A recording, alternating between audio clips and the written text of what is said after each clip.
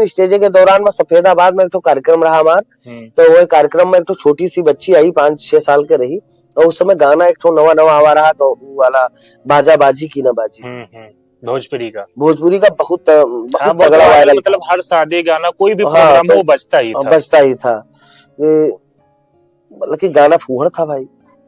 थोड़ा अश्लीलता था। तो वो बच्ची आई और धीरे से स्टेज पे वो जानलेवा मेज वाला ऊंचा स्टेज था, तो 3-4 सीढ़ी चढ़ करके आई और उसे इशारा किया कि, तो हमें लगा कुछ बच्ची है, कुछ कहना चाहती होगी, तो हम झुके, तो बोली अंकल आप बहुत गंदे हैं,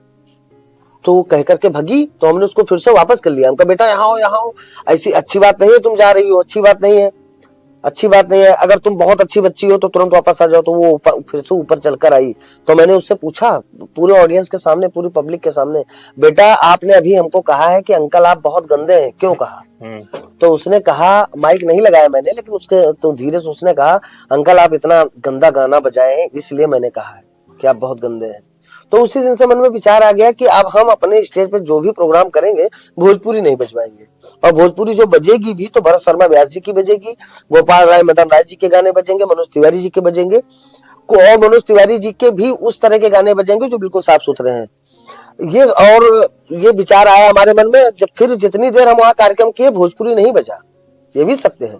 मैंने साउंड वाले भाई से कहा, हमने कहा भोजपुरी मत बजाना, लेकिन वो बात यार हमको 2-3 दिन तक बहुत खली कि आखिर क्या ऐसा किया जाए, सोचते रहे। फिर ऐसे ही मन में आया कि चलिए अवधी में कुछ शुरुआत करें, और जब हम अपनी भाषा में 2.5 मिनट का एक वीडियो डाले भाई, ऐसे मजाक में हम लोग बैठे थे, तो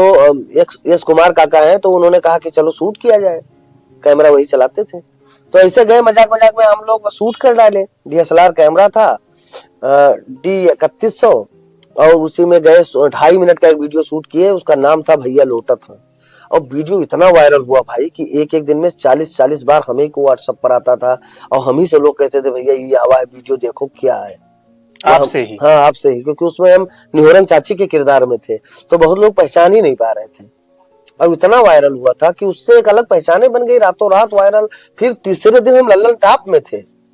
वहां पे आपको बुलाया, आज वीडियो डाले हैं, तीसरे दिन लल्लन टॉप से फोन आ गया था, इतना तगड़ा वायरल हुआ था। और उसके बाद में फिर हम एक बार हमारा फोन पे इंटरव्यू हुआ है, दोबारा हम उसके 1 हफ्ते के बाद में बुलाया गया है वहां पर, और हमारा वहां द लल्लन टॉप में बड़ा सम्मान मिला हमें। और पहला मैं था गोंडा का जो लल्लन टॉप में अपने कॉमेडी के माध्यम से पहुंचा था, अपने अवधी कॉमेडी के।